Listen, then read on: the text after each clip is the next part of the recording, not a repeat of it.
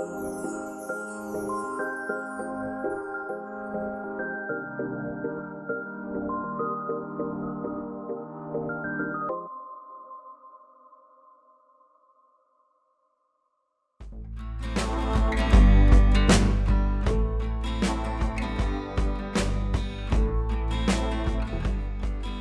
this episode, I am Rocky Mountain High in colorful Colorado. I'll be joined by Illinois Representative Shawn Ford at Psychedelic Science 2023, which is being held at the Colorado Convention Center in the capital of Colorado, the Mile High City, Denver. I'd like to thank the Multidisciplinary Association for Psychedelic Studies, an American nonprofit organization otherwise known as MAPS, for inviting me to attend Psychedelic Science 2023. If you enjoyed today's episode, please leave a positive review on whichever platform you're listening from. Here is the short conversation that I had with Representative Shawn Ford.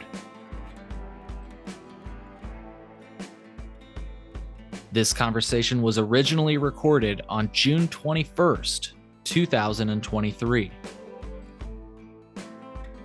Walking over to your studio. It's nice. Yeah. Did you, how far away did you stay? About a half a mile. So Okay. it's nice. Everybody's out walking and moving over here.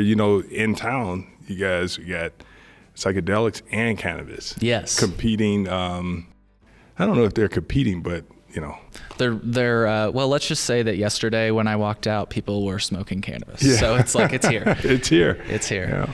Cool. Well, I think we sound good. I'm going to make sure the cameras are rolling. All and right. then you ready to rock and roll, Ready my friend? to rock, Cole. Let's go. Cool. Representative Ford, thank you for your time today. Thank you, Cole. I wanted to start with cannabis, and then we can loop back around to the reason you're here today, psychedelic science. Psychedelics, yeah. So welcome to Denver, Colorado. It's so cool to meet you here. I thought if I was ever going to meet you, it'd be in Illinois. Right. Never thought it'd be in the Mile High City. Well, you're global. Yeah, So. Here we are. Here we are. So, hey, I wanted to open up with a quote from a person I think we both know, Jordan Melendez. I recently saw it in, I'll have to give credit for this newspaper right now. I'm just looking at a screenshot.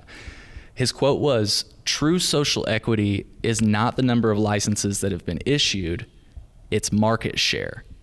What do you think about that idea? Because that's the first time I've ever heard it said that way. Well, that's actually good. And Jordan, when Jordan speaks, people should listen because he's devoted to this issue.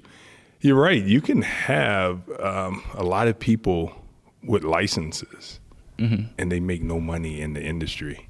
Yeah. And so is that true social equity? And so that's very good that you point that out. I like that because Illinois, we built the motto of legalizing cannabis on social equity. And even if everyone that's now designated to get their license that's in the state of conditional licensing get their license and still the MSOs dominate Right. in the revenue, that's true. It's not true social equity. Yeah. And he's showed me some calculations. I hope I can get him on the show where he's actually laying out like the market share that the current cultivators have versus what they would have and all of that stuff. So I wanted to ask you, with that in mind, if social equity is market share, do you view that in conflict at all with like pushing for the continued decriminalization of cannabis at all?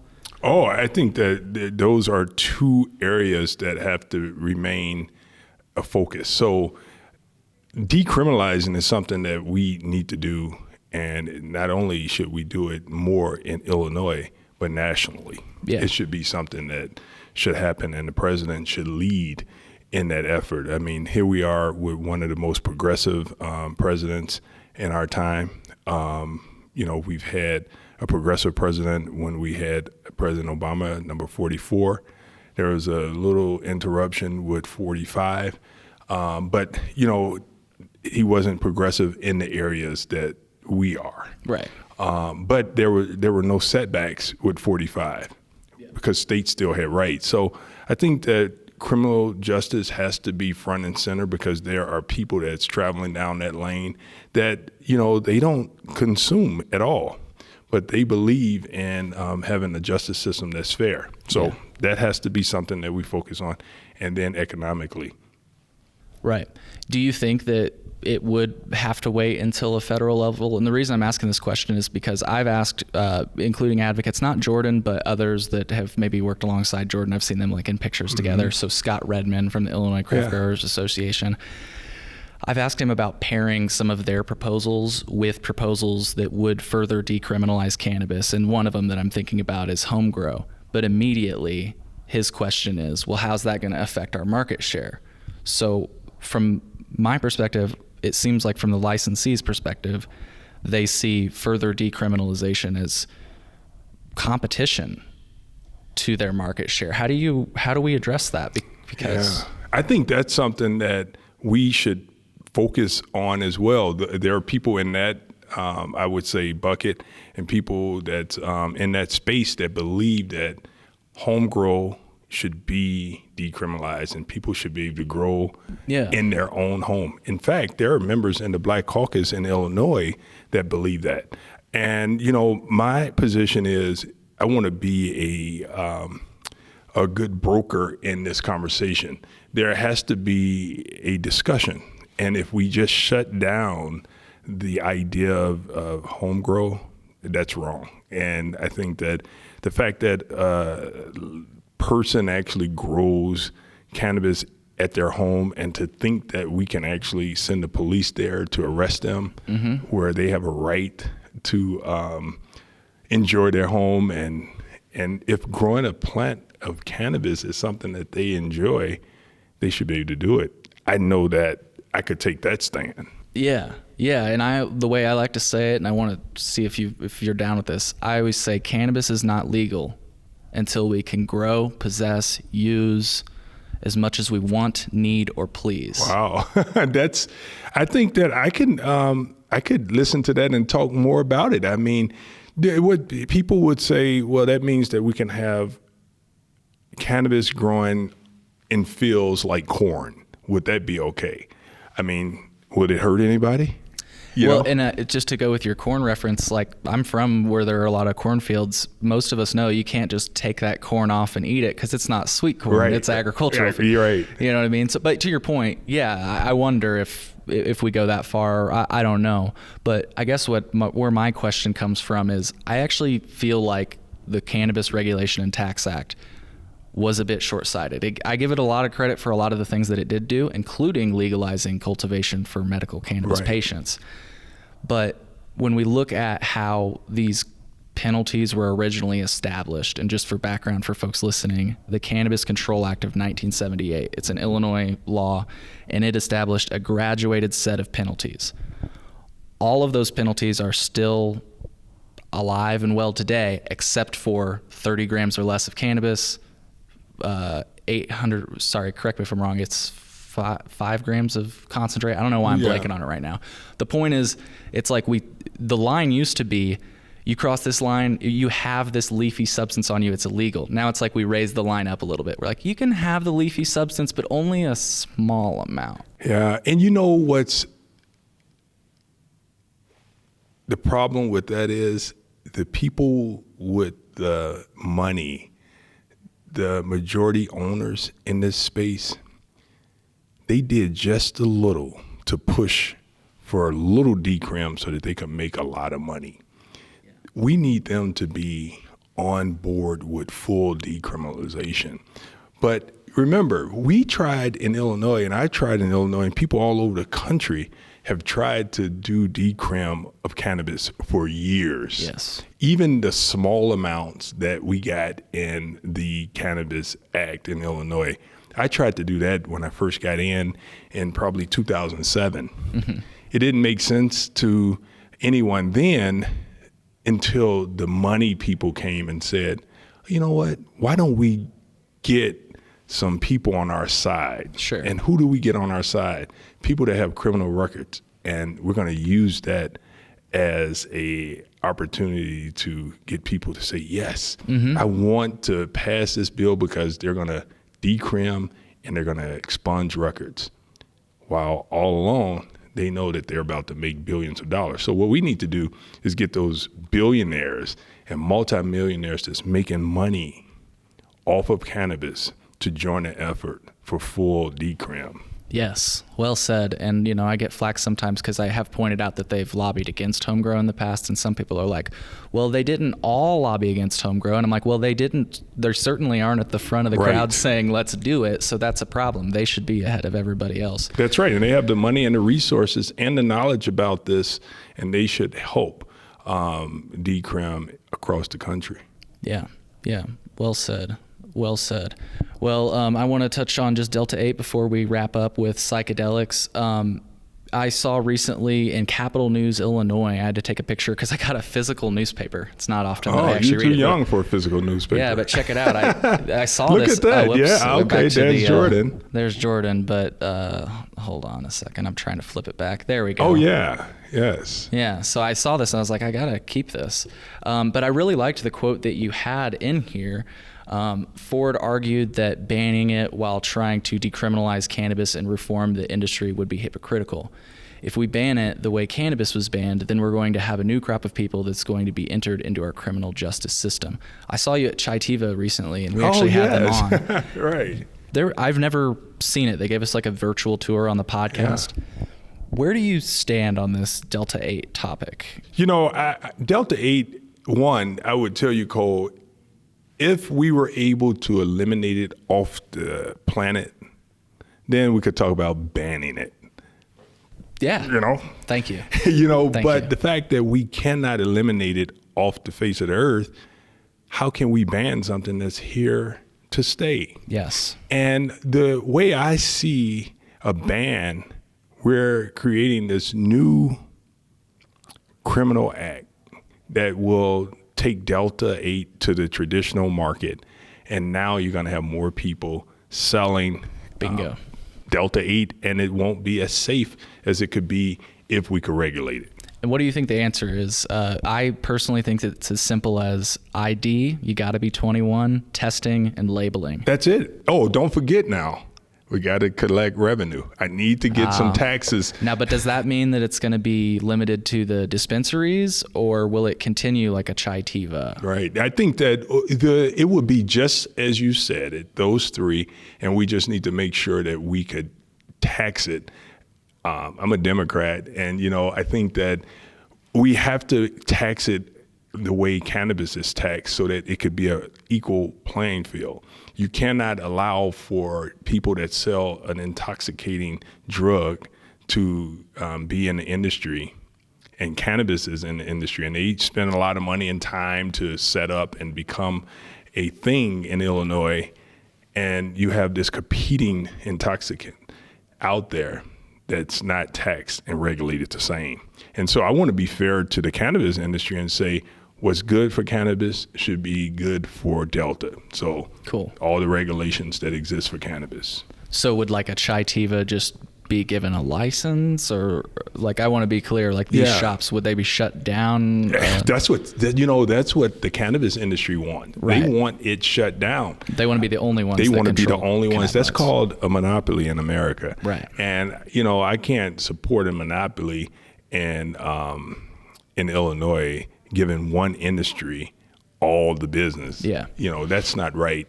And people would like choice.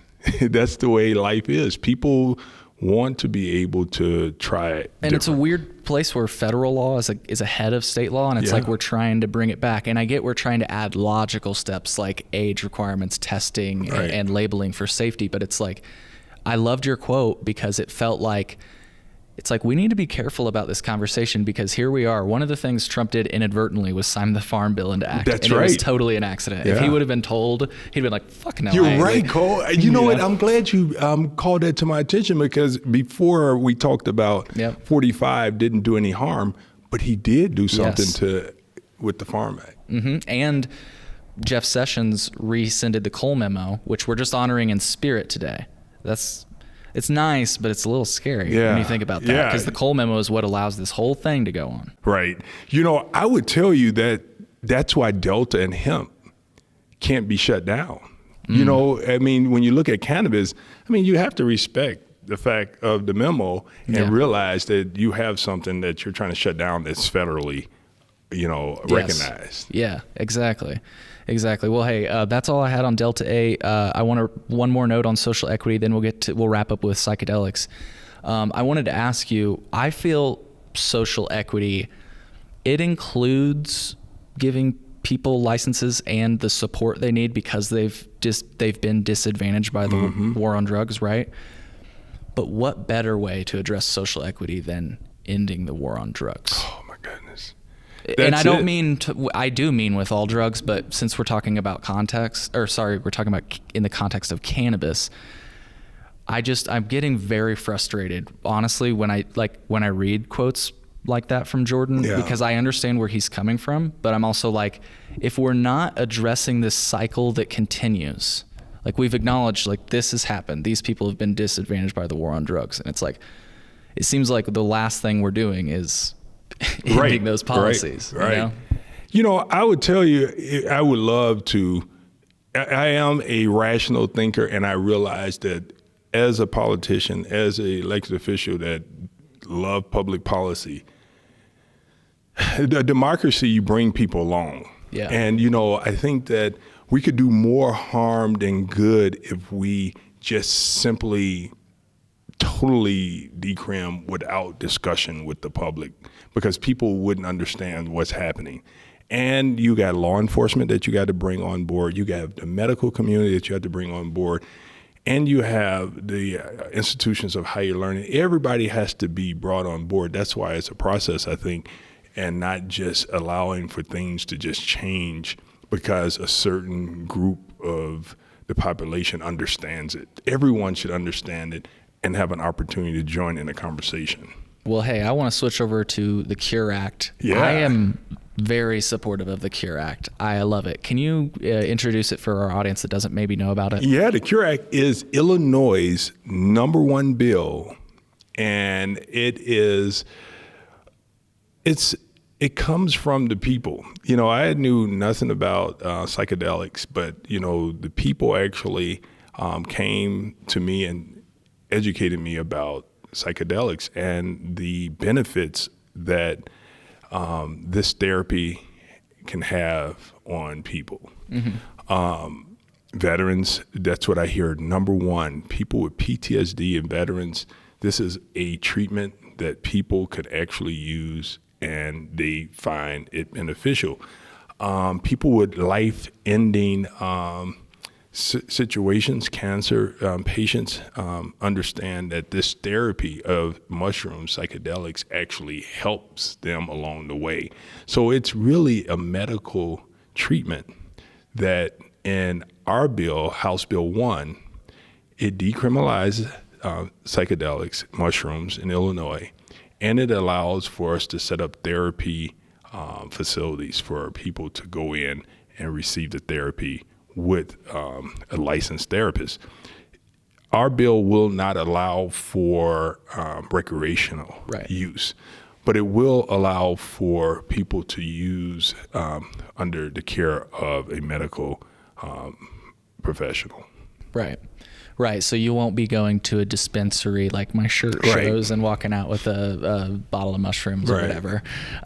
You'll be connected with a professional that's tooled. Some of them are here today, equipped, I meant to say, to guide you through that experience. And I think the biggest thing is how to integrate it into your lifestyle so that your life does change. Your lifestyle does change. Yeah.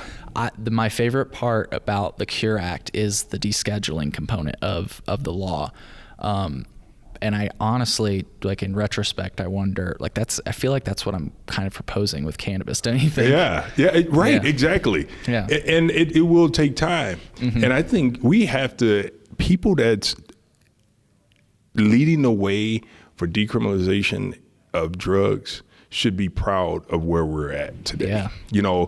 We're never going to be exactly where we want to be because there's always going to be work to do. But I mean, just think about it. We should be proud that there's real conversations about decriminalizing marijuana, decriminalizing psychedelics, and that people could now use marijuana recreationally and be open about it. And they could use it safely. And they can also support their state with the tax revenue that they're given. And so the same thing happens with psychedelics. We're moving in that direction slowly. Yeah. Cannabis in Illinois started out, as you said earlier in our conversation, as a medical, as for medical use only. Right. Then we moved to recreational. And so I think that the approach that we are taking in Illinois with the Cure Act #1 is almost the same. Yeah. And it's a time where people are educated about psychedelics and mushrooms, and then they become more acceptable to the use. And that's the process, slowly but surely. Yeah, I never thought I'd get off the phone with my mom saying, I'm at a psychedelics conference. I was just given mushrooms because that's legal here in Colorado. Yeah. So I never thought, and she was like, wow, that's really cool. You rewind to high school. My mom was like, you don't smoke weed. All losers smoke weed. They don't go anywhere. Right. You know? And now times have changed. And that's what we have. If we're going to be respectful in a democracy, we actually help bring people along. Because when you don't do it that way, that's when we lose the battle, because you can't be in a movement ignoring people.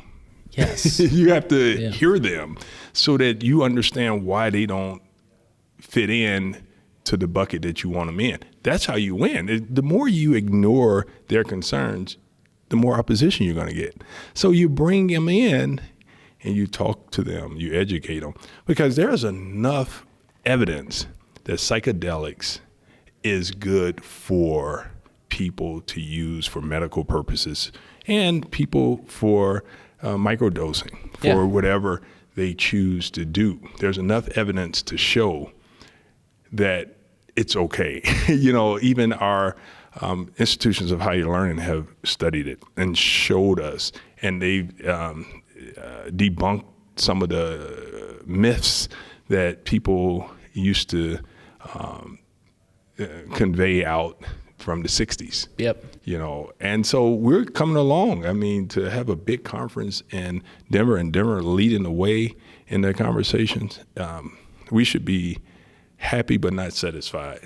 Yeah, absolutely. Well, 2 more questions for you, then I'll let you. I know you got a busy day ahead of you, and I got some sessions I want to hit. So do you view descheduling as a core component of the Cure Act? And the reason I ask that is because I'm all for the assisted therapy. Right. And in fact, I foresee myself taking advantage of it. But I also acknowledge I'm very privileged, and those options can be cost prohibitive. And so I see descheduling as core, fundamental, foundational. Yeah, absolutely. That's what the leaders of this movement want. So I would say that with the help of Colorado and this going nationally, hopefully Washington can help with this. But state rights allows for us to put in our bill descheduling. And I think it really is and should lead the way in this discussion. Yeah. My last question for you, I don't know if you've ever been asked this. You said you don't do psychedelics, so I know the answer to that. Right. Have you ever smoked cannabis? Do you smoke cannabis? Or do you use cannabis? No, I don't use cannabis, but I've tried a gummy. Okay. And since it was legal in Illinois, I did try a gummy, and I probably didn't do it right. Okay. I tried it when I was going to sleep, and I got to tell you, I may have taken a dose that I shouldn't have taken. Did it keep you up?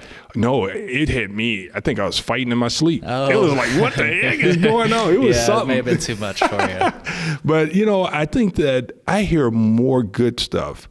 I rarely hear bad testimonies about people using cannabis or psychedelics. So, I mean, I hear, even when we talk about psychedelics and we talk about cannabis, there's a difference. I mean, we know that psychedelics are not addictive. Right. And they're helpful for people even struggling with addictive substances. So I'm a supporter of that. I'm a supporter of psychedelics for people that have substance use disorders, that have to take other drugs to help them recover from the street drugs. Yeah. When I hear people using psychedelics to treat their heroin addiction, and it's not addictive, this has to be an option. And that's what America is about, options. Yeah. Yeah. Well said. Well, hey, Representative Ford, I want to thank you for your time today. I hope this isn't the last time we chat.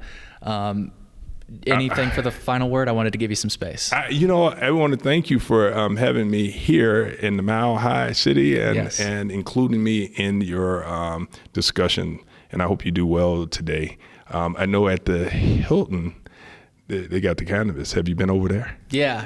Uh-huh. Yeah. All right. Yeah. Well, thank you so very much. And I hope that the people in Illinois join the movement to help us pass the CURE Act, House Bill number 1. Absolutely. And I guess I do have 2 quick questions. Did you hear about the Chillinois podcast? Like, were you aware of it? Absolutely. Cool. Okay, yeah, this is big. So once you get it, I'm going to share it, and because you're global. Look at you. You're right here. That's right. Well, I was about to ask you if you enjoyed your time today, but I feel like you just answered it. I did. So. Thank you. Cool. All right. Well, hey, man. All right. Good luck to you. Yep, absolutely. All right. All right, folks. Hope you enjoyed this one. We'll see you on the next one. Take care.